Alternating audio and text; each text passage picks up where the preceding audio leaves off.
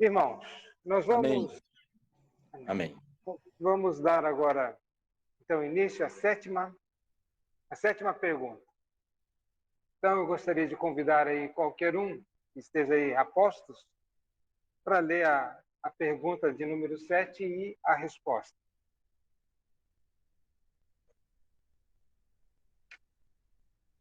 Opa, vamos lá, pastor. Vamos lá. Pergunta 7. Quem é Deus? Resposta: Deus é espírito, em si e por si infinito em seu ser. Glória, bem-aventurança e perfeição, todo suficiente, eterno, imutável, insondável, onipresente, infinito em poder, sabedoria, santidade, justiça, misericórdia e clemência, longânimo, cheio de bondade e verdade. Amém. Só isso, né? Para os irmãos decorarem, tá? Aqui é Deus. Um dia que alguém for perguntar para vocês que é Deus, aí vocês respondem essa pequena resposta aí, tá? E ela é impactante, tá? Lembrando do caso de uma irmã em Cristo que havia sido bem instruída no catecismo e que alguém perguntou o que é Deus e ela, como tinha se memorizado, ela respondeu tudo isso aí. A pessoa ficou assim admirada, né? Admirada pela resposta. Mas vamos ver então a fundamentação bíblica dessa resposta, tá bom? Depois que nós passarmos para ver as fundamentações bíblicas, os textos bíblicos, aí nós faremos alguns comentários, tá bom?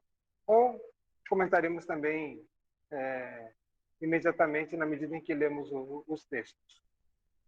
Então vamos lá. Primeiro texto, e quem tiver a Bíblia aí da Apóstolos também, João 4, verso 24.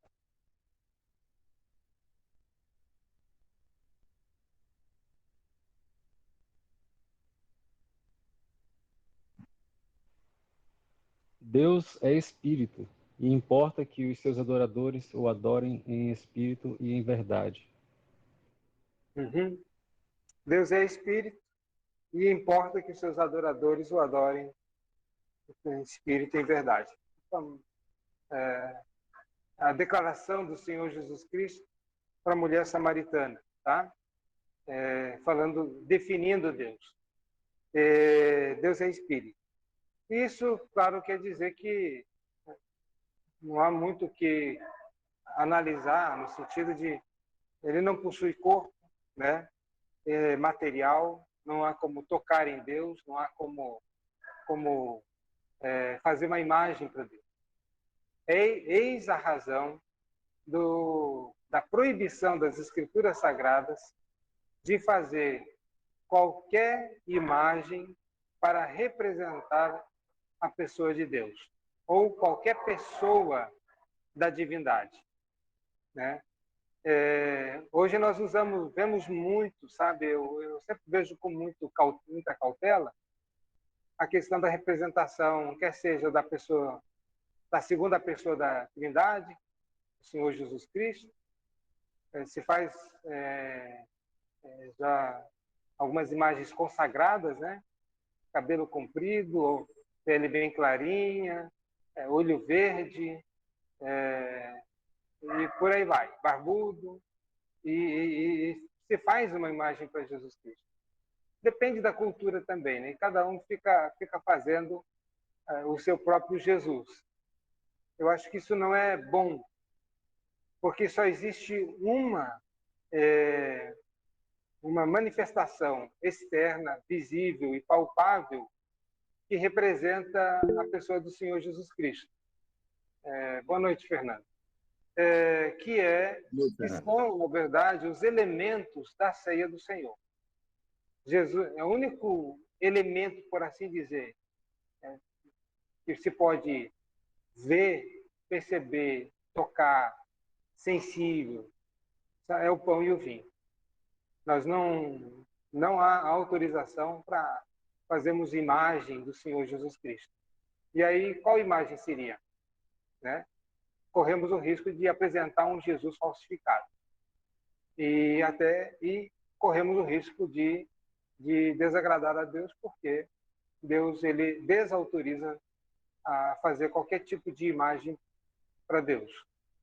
A Ana também, que está participando, e outros chegaram depois. Boa noite, sejam bem-vindos.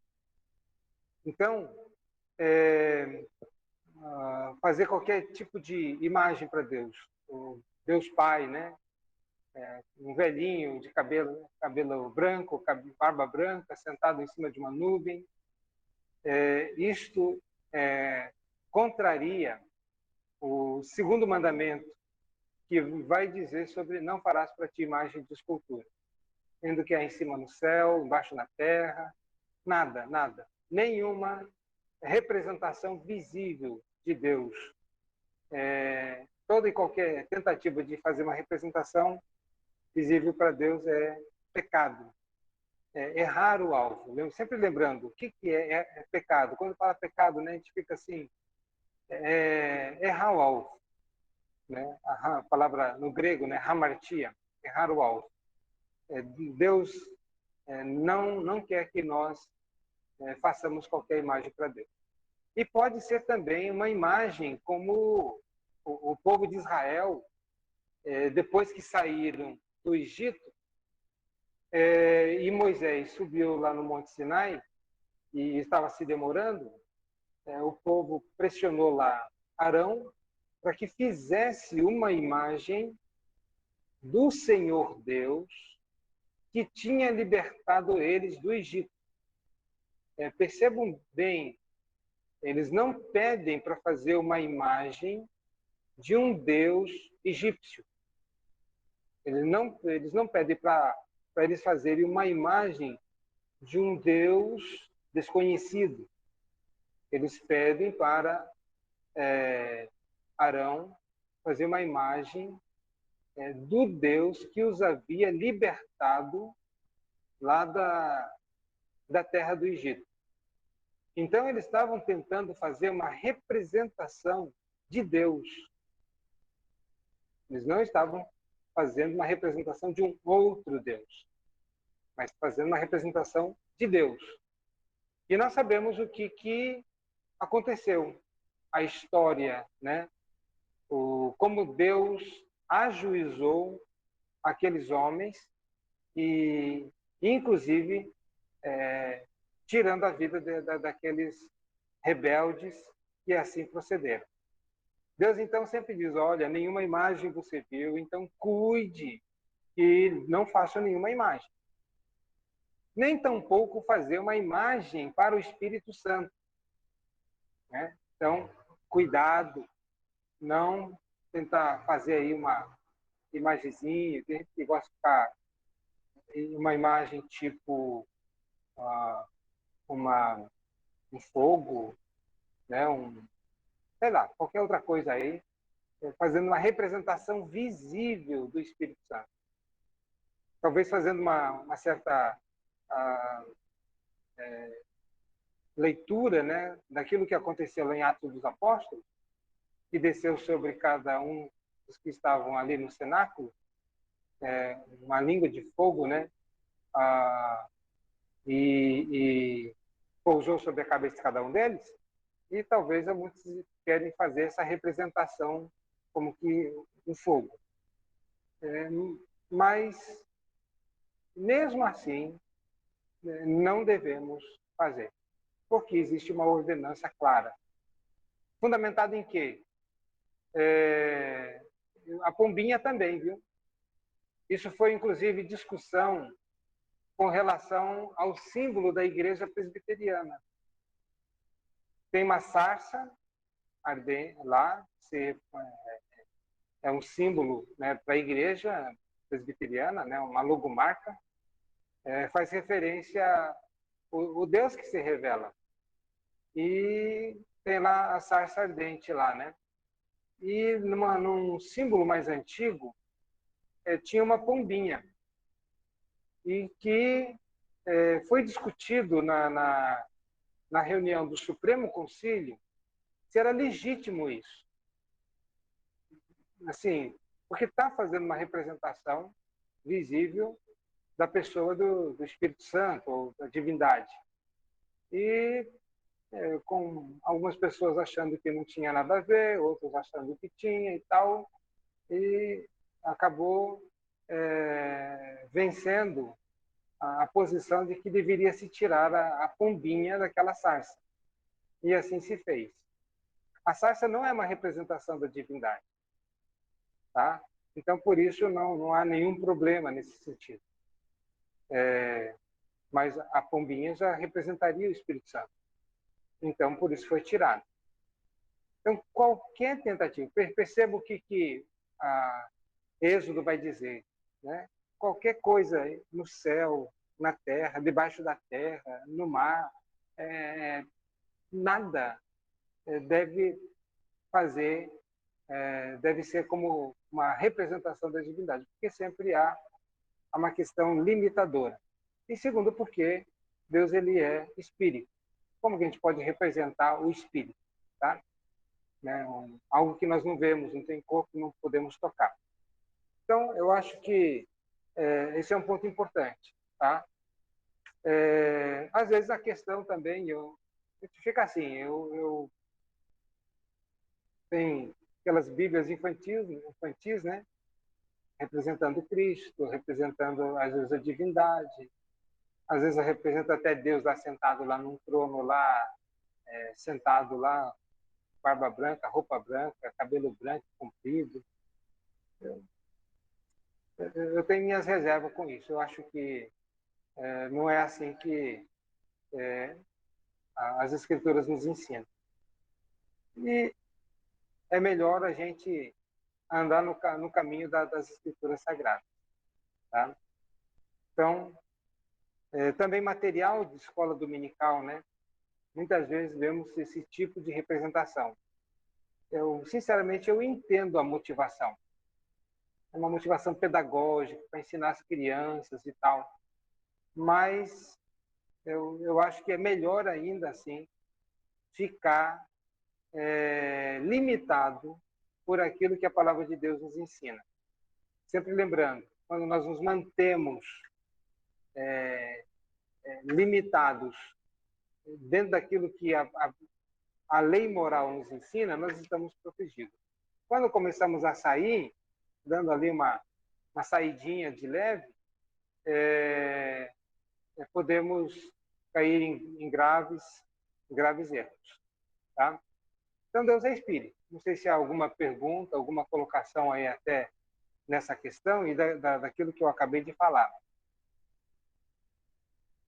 Pastor, eu tenho uma pergunta na questão, justamente eu ia perguntar já no final do estudo, mas como o pastor tocou no assunto, né, bíblico, a questão que da escola dominical aqui no Gurupi justamente tem isso, né, aqueles estudos ilustrativos, né? Inclusive, minha esposa adquiriu uma Bíblia para o meu filho, e essa Bíblia é ilustrativo, entendeu?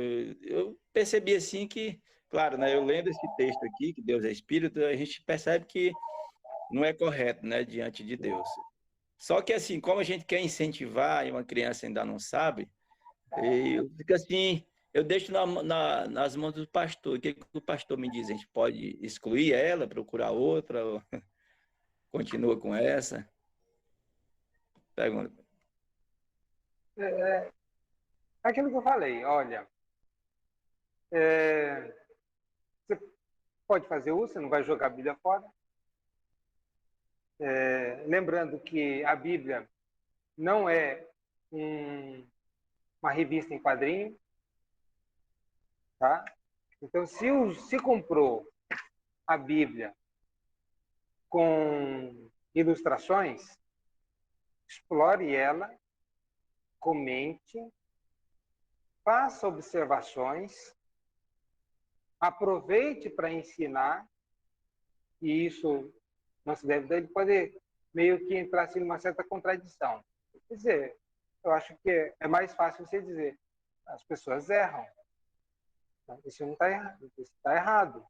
Mas nós podemos explore e não transformar a Bíblia como simplesmente joga ali para a criança vai vendo, vai vendo. Eu acho que ele tem que ser um instrumento pedagógico que os pais usam para ensinar os filhos. Então ele está ali com, sei lá, a história que tiver, que seja do Antigo Testamento ou do Novo Testamento, não vai jogar, como disse, não vai jogar fora, eu não jogaria fora. Instrui a criança, fala, conta as histórias, não transforma a Bíblia em uma revista em quadrinho, tá? Isso não é bom. Então, usa como material pedagógico e deixando claro determinadas verdades, né? Principalmente essa questão da não se deve ver isso com normalidade. E que, por uma questão ali, por ser criança, você pode talvez abrir essa concessão. Dizer, olha, é assim, mas sempre instruindo, né? Mas mesmo assim, se puder evitar, não estou dizendo a Bíblia ilustrada, porque tem muita coisa ali, tem ilustração de Davi e tal, mas estou dizendo quando começa a explorar imagens para Deus. Aí devemos sim avaliar, julgar e estar acompanhando os filhos. Tá, gente? Essa é a minha... Eu não jogaria, certo. mas você sempre Tá exploraria. certo, pastor. Eu entendi perfeitamente. Até uma maneira de educar mais ainda, né? Ensinando, dizendo, olha, não é verdade isso aqui, porque ninguém jamais viu a Deus, né? A Bíblia diz que nem Adão chegou a ver, né? Então, Sim, obrigado pela orientação, pastor. pois é. E depois, nas futuras gerações, já está incutindo de tal forma que nas futuras gerações já não precise, por exemplo, dos teus netos, já não precisa isso, né?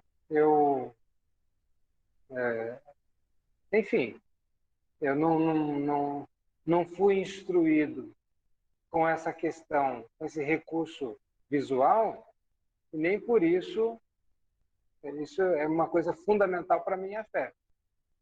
O que é fundamental é o papel dos pais estarem incutindo na cabeça da criança as verdades reveladas, tá? Esse é o papel fundamental. Porque se você compra, como eu disse, compra uma Bíblia ilustrativa e você joga na mão da criança, que ela não sabe usar aquilo como um recurso pedagógico, e o pai não ensina, era melhor não ter comprado, né? Porque ele vai fazer daquilo ali como se vai ver como se fosse uma coisa comum, sei lá. A Bíblia não é um livro comum. Sempre lembrando disso. Um gibi, digamos assim, né? Uma revista em quadrinho, né? Então, isso. Então Tá tá. certo. Deus, ele é espírito, tá? E a Bíblia tem todas essas razões para que nós não façamos qualquer imagem para Deus. Desde um bezerro de ouro, tentando representar Deus. Percebam, o pecado de Arão ali, perto do Monte Sinai, não foi de fazer um outro Deus, mas foi de fazer uma imagem para o Deus que os havia libertado da terra do Egito. Percebe? Eles estavam fazendo uma imagem para Deus, para representar Deus. E Deus os ajuizou. Em segundo lugar, Deus não somente ele é espírito, Deus também ele é infinito. Êxodo capítulo 3, verso 14 e Jó 11, verso 7 a 9. Quem achar, pode ler. Êxodo 3, 14.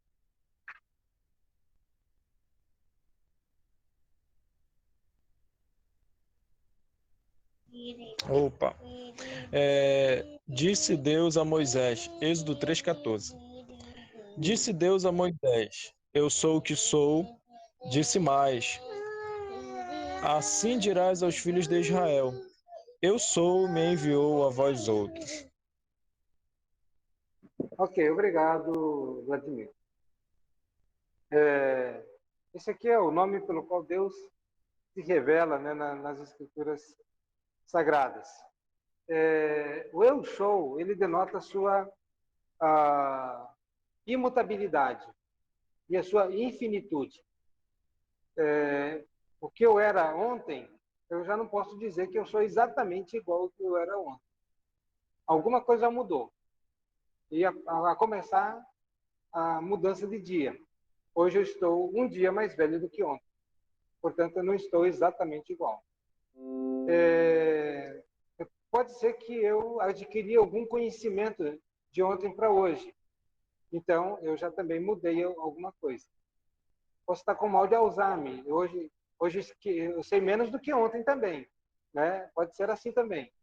Né? Acaba esquecendo e você já sabe menos.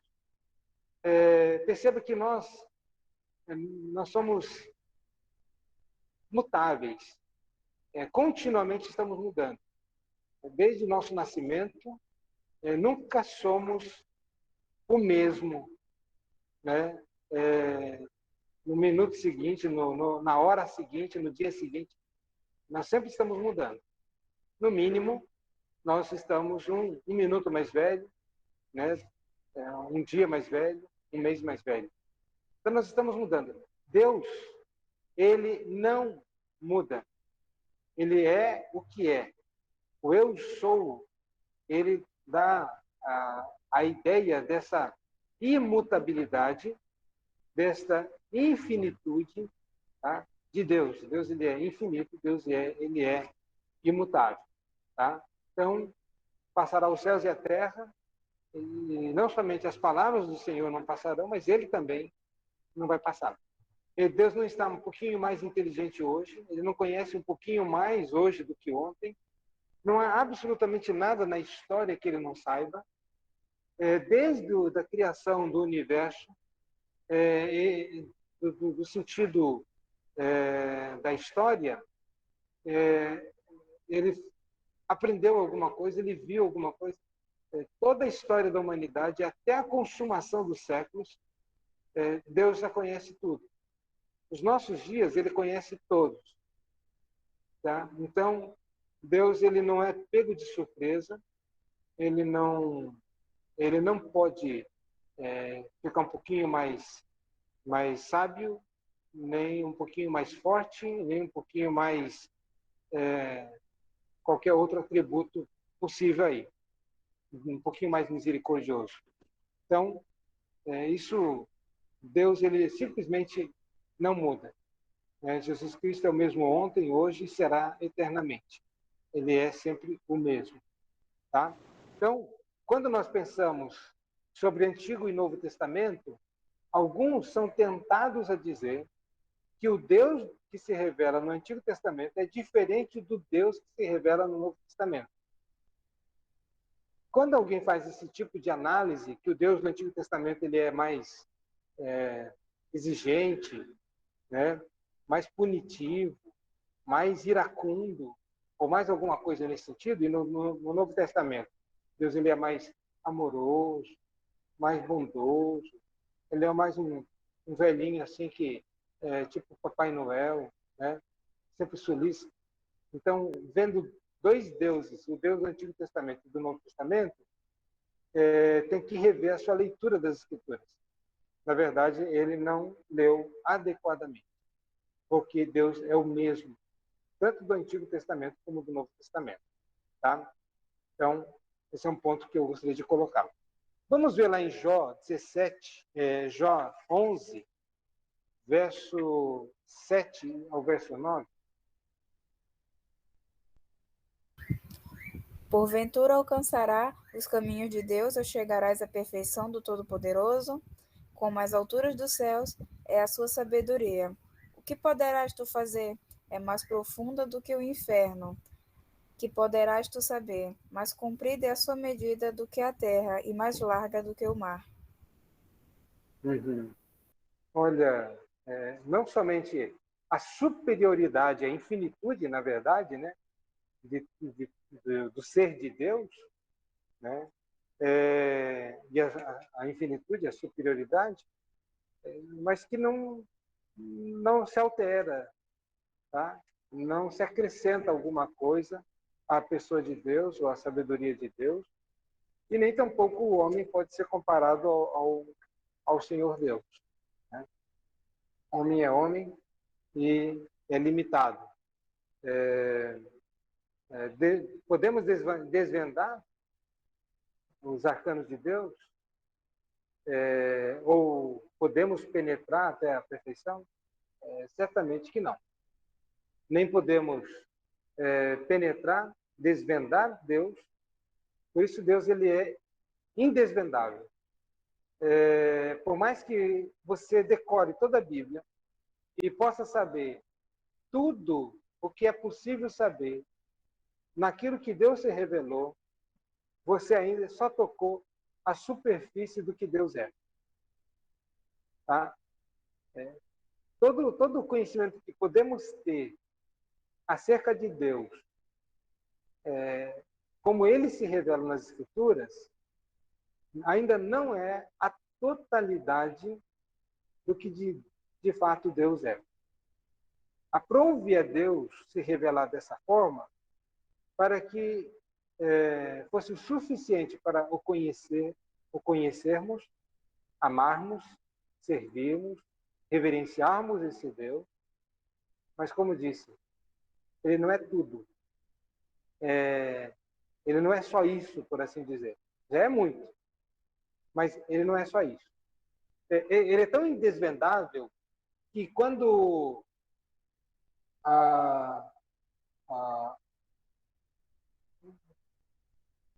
Satanás, né, que servia na presença do Senhor Deus, ele tem uma impressão, quando ele olha para Deus, ele tem a impressão que ele pode fazer o seu trono acima do trono de Deus. De que ele julga Deus por aquilo que ele consegue enxergar. E diz, não, eu acho que sou maior do que Deus. E nós sabemos o que aconteceu. Mas o que isso revela? É que mesmo aquele que estava assistindo na presença de Deus ainda não conhecia Deus. Por quê? Simplesmente é impossível desvendarmos todos os atributos do Senhor Deus. Depois ele faz essa comparação, né, com as alturas dos céus, é a sua sabedoria que poderás fazer, mais profunda é do que os abismos que poderás saber. Então, ele faz essas comparações para dizer, Isaías também vai dizer que os caminhos do Senhor são mais altos que os nossos caminhos e que os pensamentos do Senhor são mais altos que os nossos pensamentos. Assim como é distante o céu da terra, assim também é os caminhos e os pensamentos do Senhor. Tá? Então, Deus ele é um Deus infinito. Tá? Deus também ele é um Deus, podemos falar sobre a glória de Deus. Deus é um Deus glorioso. E Atos, capítulo 7, verso 1.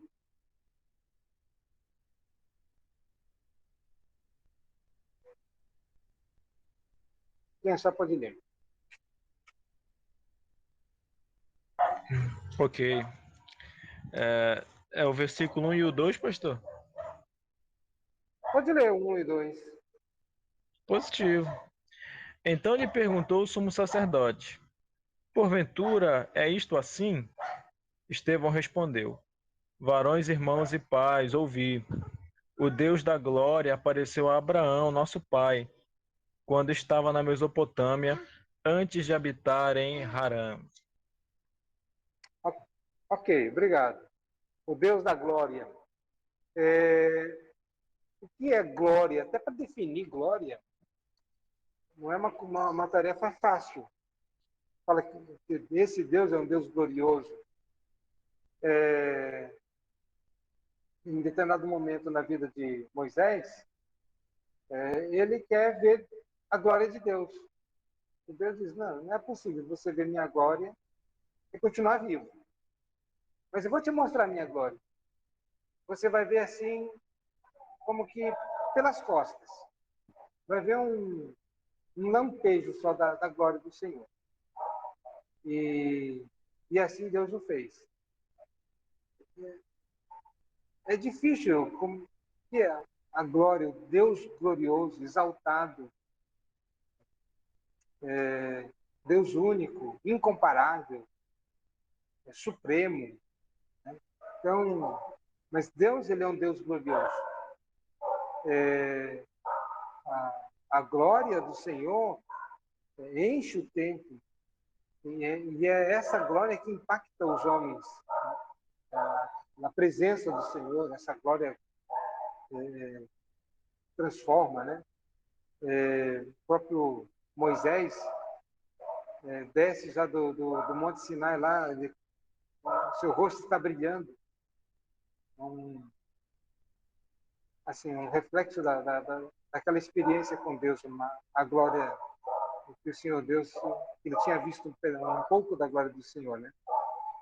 É algo tremendo, mas Deus é um Deus glorioso, e não há um outro Deus que se possa comparar. Talvez imaginar aí a glória do sol, como é que nós poderíamos olhar para o sol, ficar contemplando o sol? Nós ficaríamos cegos.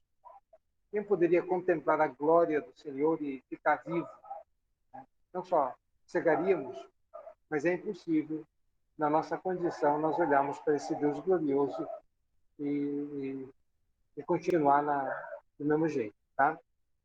E aí nós vemos sobre aqueles que têm, talvez, uma revelação, né? E sobe lá no terceiro céu e vai no inferno e tal, e desce da mesma coisa. Lembrando que Moisés, quando ele tem uma experiência gloriosa, até seu rosto muda, né? Pois bem, vamos ler, não sei se há alguma pergunta até aqui.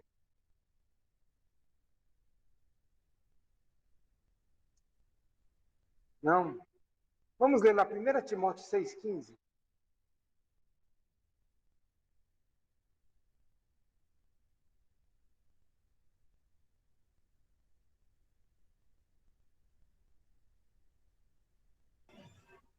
Primeira Timóteo 6,15? Isso. 1 Timóteo 6,15. A qual a seu tempo mostrará o bem-aventurado e único poderoso Senhor, Rei dos reis e Senhor dos senhores. Uhum.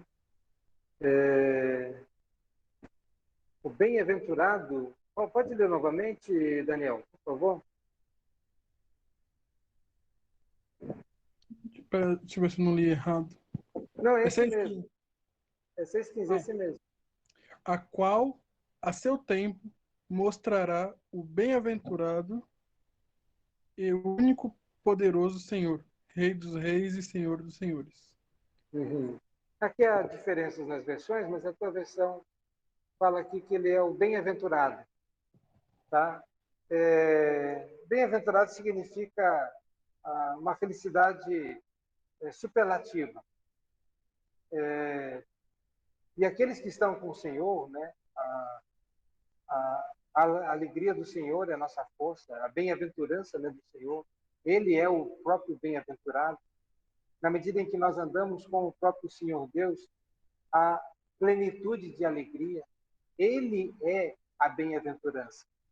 Ainda que não tenhamos absolutamente nada neste mundo, mas tendo Deus, seremos mais do que felizes.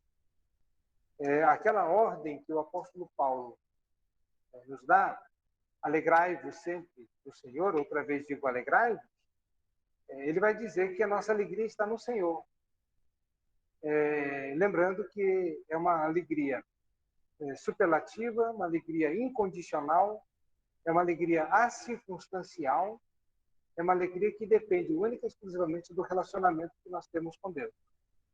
Então, nós vamos ver pessoas que estão num estado de pobreza, né?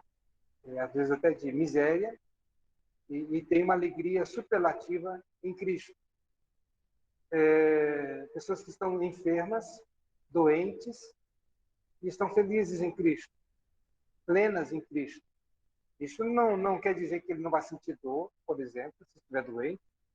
Isso não quer dizer que ele não vai ter, sei lá, febre ou alguma coisa assim. Mas perceber que a alegria, ela independe, essa bem-aventurança independe desses fatores externos. Por quê? Porque ele é a nossa bem-aventurança. Então, se nós podemos dizer, Deus, ele é a nossa bem-aventurança, ele é a nossa felicidade, ele é a plenitude de alegria para os salvos. Então, é possível ser feliz neste mundo?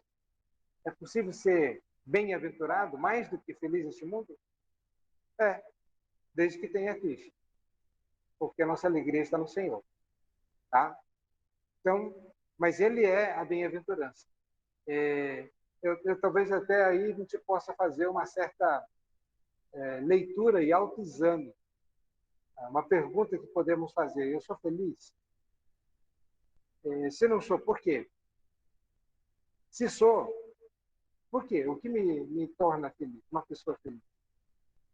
Porque eu posso também estar achando que sou feliz porque eu comprei um carro bacana, porque estou com uma saúde bacana, porque eu tenho, sei lá, um bom emprego, eu tenho uma casa legal, eu estou realizado profissionalmente.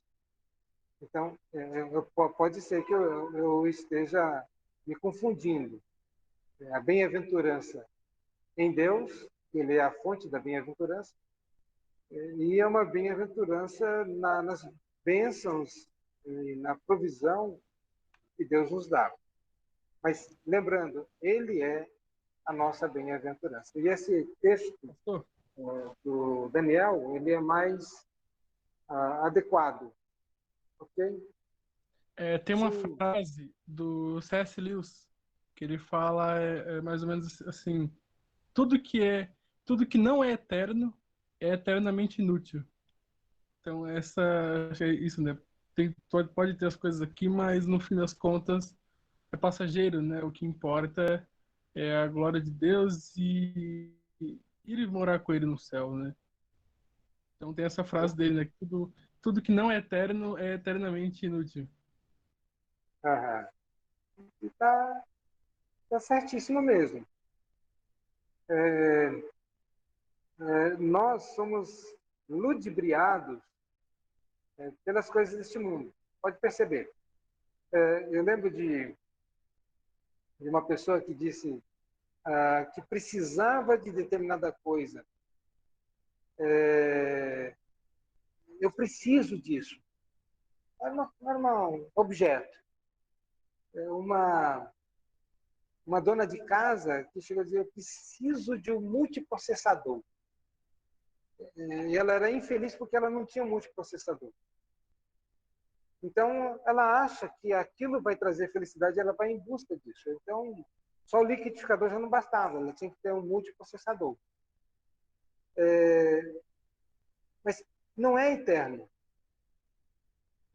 De certo modo, é bom ter um liquidificador, é bom ter um multiprocessador, né? Mas eu posso viver sem isso. Isso não vai me tornar mais infeliz.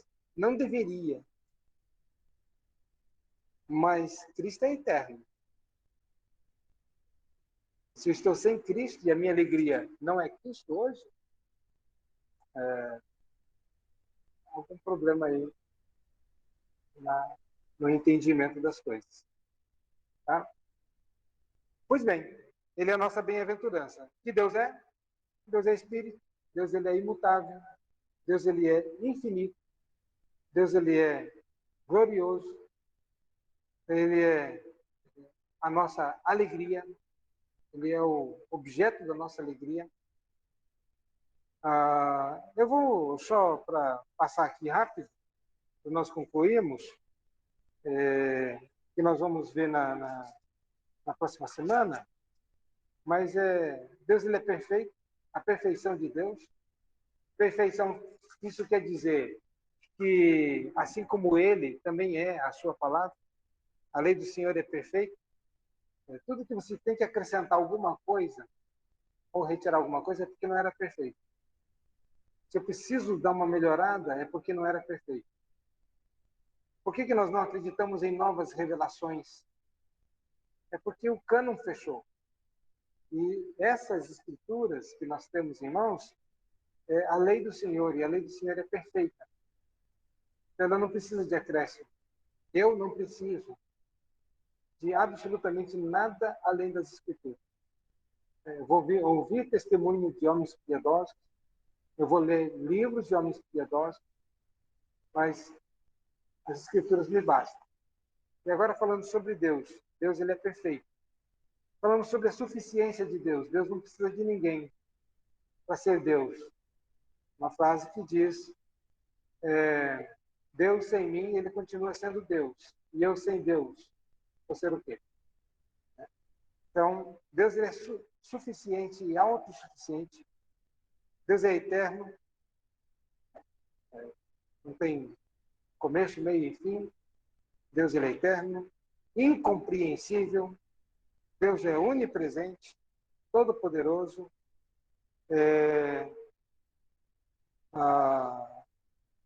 Onisciente, sabe todas as coisas.